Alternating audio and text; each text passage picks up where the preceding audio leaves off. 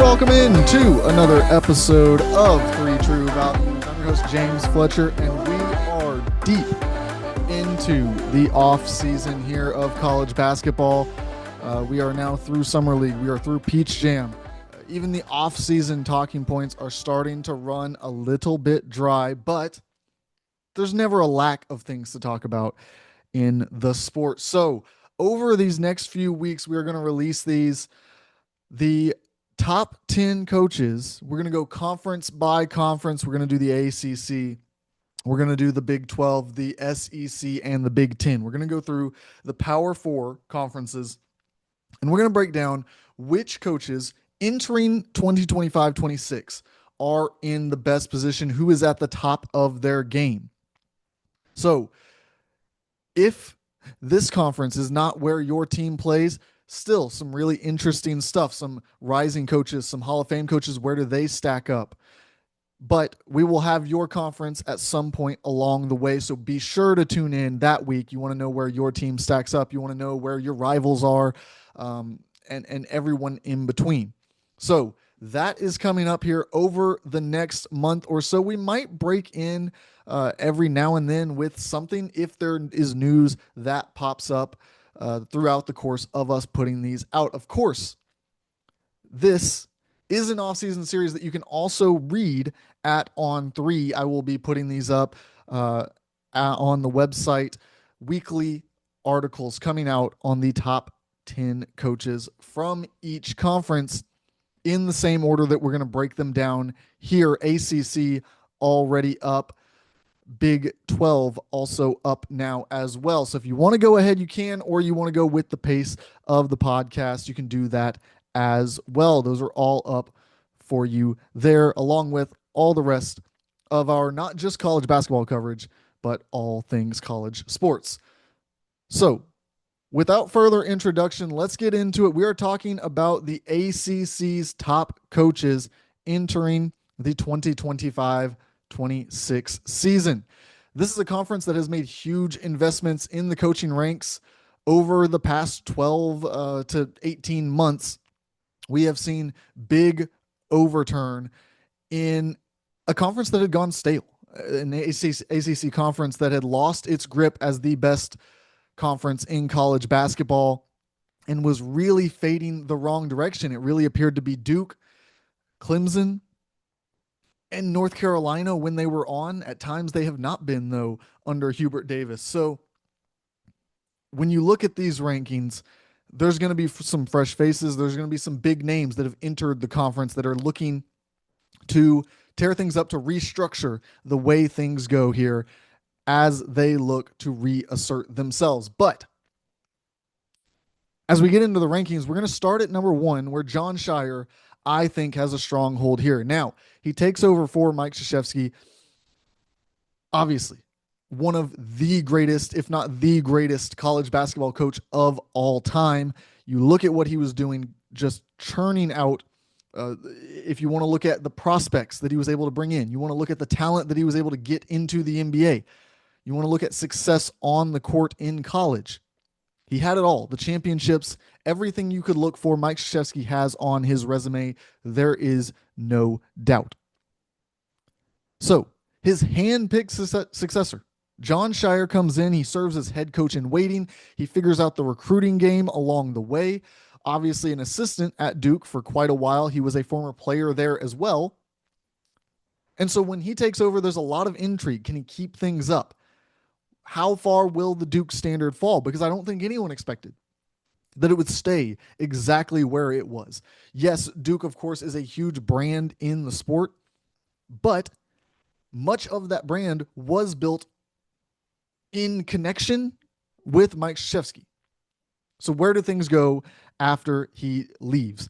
Well, Jon Scheyer comes in. He picks up right where Coach K left off in terms of recruiting. He's got number 1 classes, top 5 classes every year.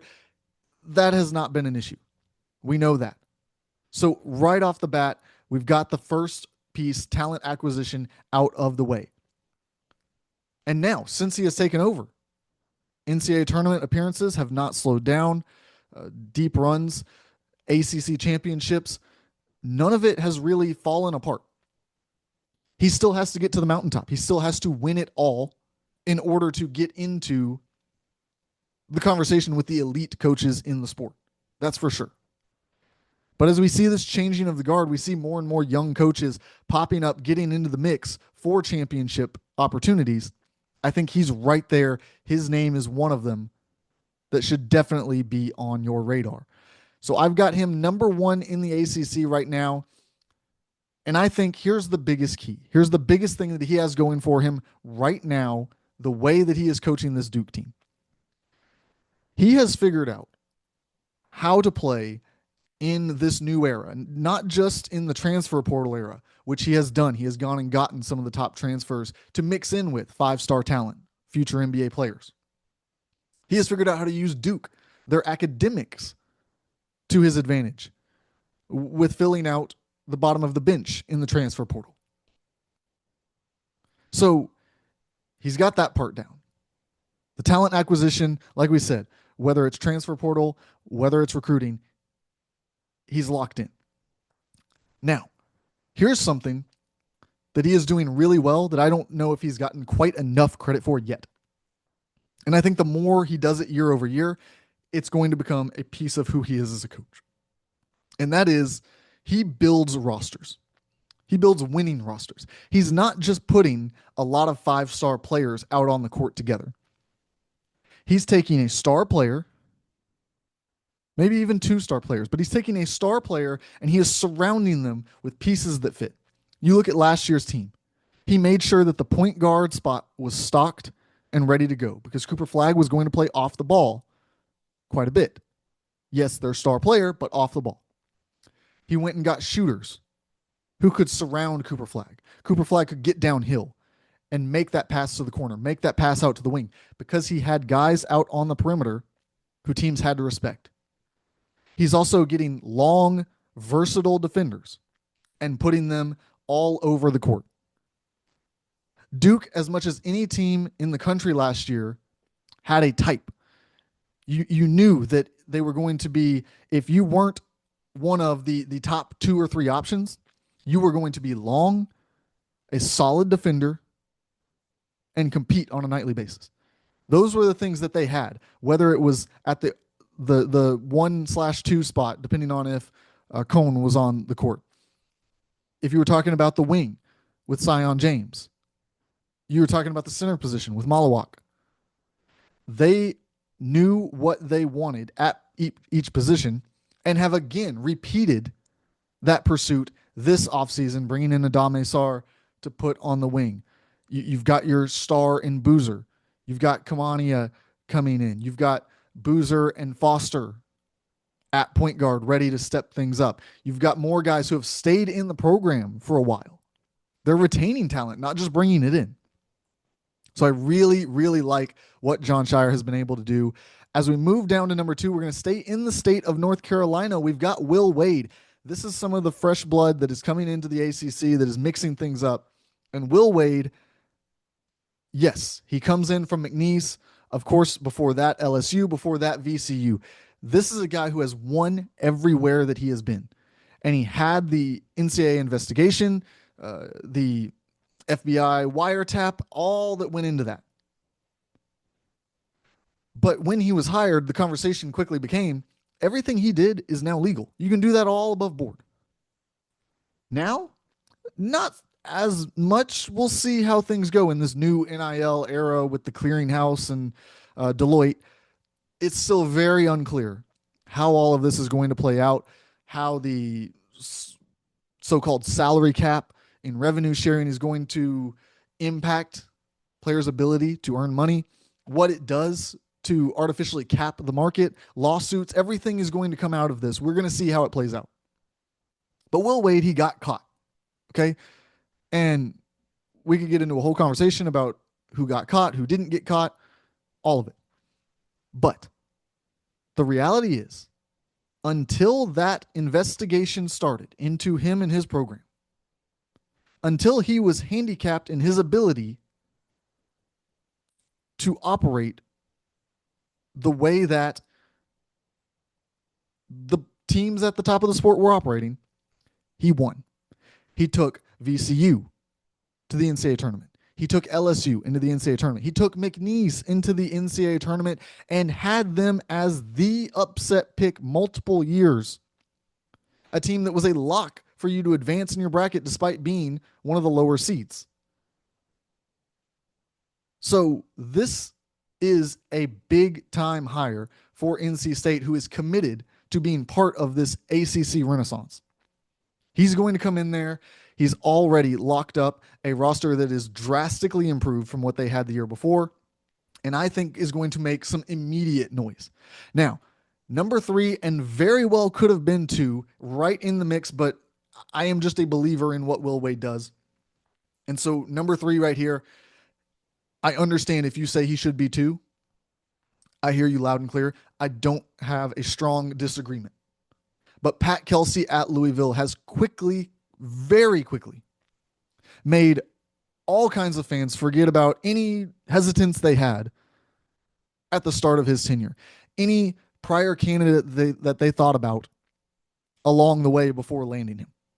Because he has embraced the culture there. He has created a culture there, and he has gotten player buy-in, fan buy-in, administration buy-in. He has it all there. It is all clicking at a massive level, and you're seeing them not only on the court last year far out achieve what they were supposed to do, but then parlay that into a solid recruiting class. Then turn that into a huge transfer portal class. They went out early and often and just boom, boom, boom, and they got their guys quickly. Now, this roster is not perfect. There are some front court questions that they're going to have to answer and address throughout the season. But everything we have seen from the talent acquisition standpoint has been top-notch. We've seen the culture building, top-notch. It's about sustaining it. It's about year over year continuing to show us what he can do at this top level. And I don't have much of a question that he will be able to do so. And man, you look at some of the names they're involved with in the next couple of recruiting classes, and it's easy to start to get excited about where this thing could be headed for Pat Kelsey and Louisville. Brad Brownell comes in at number 4. And this is such a fascinating one to me because when I start covering college basketball, I would have been in college 5-6 years ago, let's say.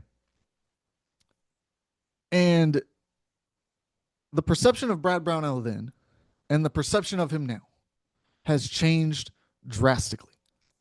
And I don't think that Brad Brownell has necessarily changed drastically, but he got momentum rolling. And he is a great example of how if you stick with a solid coach who is good in every area, who understands what he wants, who knows the players that he needs to get, and you back him up and you let him start getting that ball rolling and it gets headed in the right direction, you can find yourself in a spot that you did not think that your program could reach in at least the short term. Because this Clemson team, when we started this episode, the order that I listed teams that you could lock into the NCAA tournament over the past several years was Duke and then Clemson. Clemson has been the second most steady force in this conference for an extended number of years now. And you could have said a few years ago, you could have said, look, yes, Clemson had a nice year. Can they repeat it? Okay, they repeat it. Can they do it without PJ Hall? All right, they did it without PJ Hall. And now things are rolling. Can they do it without Chase Hunter this year? All right, more overturn on the roster than they had the year before. How is this going to look for Clemson? To be determined, but with Brad Brownell and the momentum that he has, the string of results that he has been able to put together, now with some really nice job security, with the confidence in the direction of the program in what he has built at Clemson to get out of the mix for an Indiana job this offseason, I think that says a lot about what he believes this Clemson program has become and what it can continue to sustain year over year. At number 5, we have Andy Enfield and SMU. Of course, coming into the ACC last year, they wanted to make a big splash. They get Andy Enfield. We know the domino effect that set off across college basketball. It is the reason that we have so many coaches in so many places that we can talk about over these next few weeks. It truly was one of the most insane domino effects we have seen in the sport of college basketball in a long time. And year one, I thought that the results were fantastic. Now, they don't make an NCAA tournament, but they were on the bubble. They were a team that when I'm filling out bracketology, I have to consider week after week, day after day. I was looking at their resume along the way. And did they have the top end wins to get in? No. But man, did they put together the results that they needed to. Those games that you can't lose, they rolled through those. And that's with a team that was really kind of sliced together. I had a lot of questions even heading into the season. Who fit where? Which players were going to have what role? I think a lot more of that is sorted out now. I think that there is a better understanding within that program of how they operate, who, fills what role, just everything that comes with being able to settle down. And I know that in college basketball, college sports in general, there's not a lot of settling down. It's work, work, work. They complain all the time about the way that the calendar is set up. But it is a difference between getting on a plane and, your family's trying to find a home. You're trying to figure out, where do I live? What car do I drive? Who is coming with me? I have to hire an entire staff. I have to figure out who is on this roster, who's not, and figure out the transfer portal. There is so much going on in your first year as a head coach. And for Andy Enfield to piece together that team and get them to the level, making a big leap from the American Conference to the ACC, I thought it was very impressive what he was able to do. And I think that that's only going to continue to build as this SMU program invests over multiple seasons. At number 6, we have Steve Forbes at Wake Forest. Talk about a steady force. Talk about a guy who is just a really good basketball coach. Look, Steve Forbes does not always have the resources to build the roster he needs. He does not always have the most talented team on the floor. I would argue that more often than not, when he plays high major teams, they might be at a deficit. But that has not stopped him from putting players into the NBA, from consistently getting his team into the bubble conversation, from overachieving year after year some of the expectations that are set forth for them. This is the smallest school in terms of enrollment in the power conferences. So for Wake Forest to operate at the level that they do, consistently in the mix, a team that you have to talk about throughout the season, I think that Steve Forbes does not get enough love for what he does as a coach consistently over years now. And at the mid-major level before he even got to Wake Forest. Just a really solid coach who I have a big appreciation for and comes in at number 6 on this list. As we keep rolling through here, though, Ryan Odom at Virginia, I have at number 7. And this is truly one of the most fun stories of a coaching hire that we have this year. Ryan Odom, who made a name for himself by becoming the first coach to lead a 16 seed over a 1 seed in tournament history. Had never been done.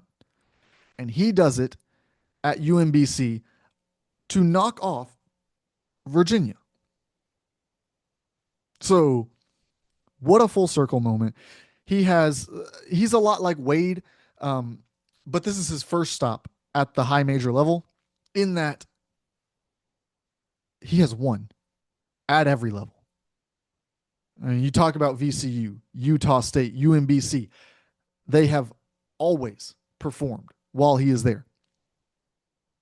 And they have always taken on the Goliath at that time and overcome whatever hurdle has been in front of them. He is a very impressive coach. I don't think he gets nearly enough credit. When I heard throughout the Virginia search that some fans weren't necessarily on board, I was very confused by that. I thought that I thought that he was a really, really good hire. Moving on from Tony Bennett in that era to this feels like a best case scenario. You are not just completely overhauling. All right, we're going to go, this isn't Eric Musselman. You're going to, all right, now we're going to just go from culture building and we have a way of doing things and you come here to play in our system to now it's just transfer portal and we're going to figure it out each year and we're going to piece these things together. No, Ryan Odom is still building out the program, but he's already done a lot of fun things with the roster, made some good acquisitions, some things that have gotten Virginia in the mix as a team that I'm now really fascinated in. I've got on the border of the top 25 entering the season. They have a lot of pieces that have something to prove, but if they can get some of these to pan out, there's potential for Virginia to get right back in the mix in this conference. Now, at number 8, and again, the margins on some of these are just razor thin because last year in the ACC, the hire that I was just huge on was Kyle Smith to Stanford. And I am still a big fan of that hire that they were able to make. And this speaks a lot, I think, to the growth of the ACC conference over these past 2 seasons because Kyle Smith last year is a coach that I was saying, wow, this is a great hire for Stanford. Maybe they're not in a position to necessarily succeed at the highest level during the NIL era, but they've got the coach who I believe in more than anyone that they could have hired to figure it out. It all made perfect sense. His background, his recruiting style, the things that he emphasizes. It felt like this was a perfect fit for Stanford to find the guy who was going to give them the best chance to overcome a lot of the obstacles that they face with academics, with NIL, all sorts of things that are going on. But now, more big hires are made. And so now you funnel him into that group, and it's, like I said, very thin margins, but I think they're all kind of lumped in here together in a group of really good coaches. One who did not get enough love last year, and at times I had Virginia Tech fans frustrated with me because Mike Young appeared on an edition of the Heat Index that I do towards the end of the season, and there was a lot of pushback from Virginia Tech fans saying that the school did not invest in his roster, and that was true. He did not get the investment that other ACC schools got into success last season. But the reason that he appeared on that list had nothing to do with him as a coach. I am a big fan of Mike Young, the coach. He's here in the top 10, not by some mistake, because Virginia Tech, I don't think was a top 10 team last year. But I really like what Mike Young is as a coach. Every time I hear him talk, I'm a fan of his press conferences. I'm a fan of how he structures his team. There's a lot of good things. But at the end of the day, you've got to win. And you can argue that the school didn't back him. Well, the coaches who have job security get backed. I could argue that it would be a horrible decision for Virginia Tech to move on from Mike Young. Unless they have some home run young candidate ready to go, it's a bad decision if in the near future they move on from Mike Young. But it's not going to go away until they win at a high level again. So that's where I stand on Mike Young. I am a fan of what he has done at Virginia Tech and throughout his career at the mid-major level before that, hoping that he can get this team back headed in the right direction with the investment needed to win at the highest level. And at number 10, we have Hubert Davis at North Carolina. Man, Hubert, he falls down the list here. And honestly, looking back, I think I had him too high last year. And I think the reason that I had him too high last year was the North Carolina program and this belief that there was a valley between two high points. I looked at what Hubert Davis did and I said, yes, there was that really bad year, but he had the one year where he seemed to be figuring it out, and then there was a kind of a collapse there, but there was a lot going on that roster with those players. It felt like it was the end. It needed to kind of hit reset. And then it hits reset and it's just not what it's supposed to be. And then there's this kind of push to bounce back. And it felt like he had just never had stable footing to build out from in those first couple of years. It was always up and down. And then last year you saw it and you went, well, you got 2 5-stars out there. And you've got some good role players. You've got a returning All-American. And it just didn't look good enough. There were a lot of questions. And so this is a huge prove-it year for Hubert Davis. Look, you got the North Carolina job. You were another one of these hand-picked successors. And we all waited to see what was going to happen in the post-Roy Williams era. To this point, it's been underwhelming. But this season, a lot of investment went in. And you'll hear mixed reviews all around on this roster. You hear the numbers that go out, and then it all gets compared to the numbers that are leaked, and we don't know the reference for what exactly those numbers were spent on. We don't know how that stacks up to every team in America, and so I hesitate to get into all of that. I think that this is a good, not great roster. It is a roster that is for sure good enough to make some noise in the ACC and to compete into the NCAA tournament. Not just for a spot in the NCAA tournament, but you should be making a push for the second weekend. You should look at it and say, all right, how does our bracket break? Okay, if we get some bad draw in the second round, maybe. But you should be a lock to get through to that second round, and you should feel like the favorite in the second round. That's where you're at if you're North Carolina this season, and it's going to come down to that. We will see. They invested big, and clearly they are looking for results. Now, we rank the top 10 here, and that, of course, leaves quite a few coaches who are on the outside looking in. Now, I'm not going to rank them because that gets into this whole argument of people feeling slighted and fan bases who are upset. And that's not what this exercise is about at all. This is not about putting someone at the bottom of the list. This is about the top of the list. Now, if you are coaching at the high major level, particularly in these power conferences that are so heavily invested, you are a good coach. I don't care what anyone says on social media. I don't care what other people have to say. You have achieved at the absolute top of your profession. So I am not going to just rank someone the worst coach in the ACC and tear them to shreds in here. Now, there are times when it might come out based on things that I say, based off of opinions that I hold about teams, programs, coaches, whatever, throughout the course of a podcast, throughout the course of the season, that expose that I'm not the biggest fan of how a coach operates his program or how a system is run or the acquisition of players, whatever the case is. But these are coaches in jobs that ultimately come down to, what have you done for me recently? And so if Micah Shrewsbury, Jeff Capel, Jay Lucas, who's in his first year at Miami,